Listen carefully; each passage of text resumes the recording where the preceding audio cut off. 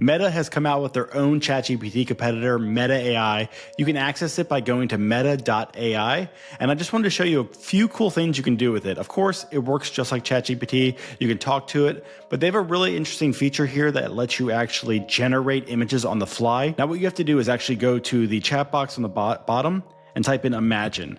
And then after that, just type in what you want to see. So imagine a tiny planet.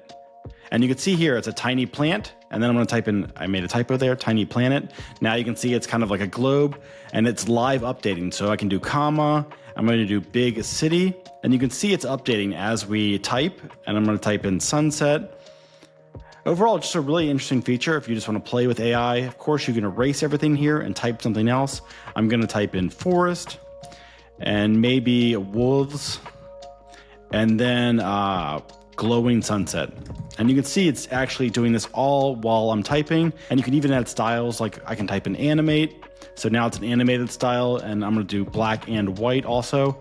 And you can see it kind of did more of a black and white style, but still doing the orange of the sunset. Overall, really a cool feature, and it's definitely fun to play around with this. And overall, I just wanted to make a quick video showing you how to use the Imagine feature on Meta.ai.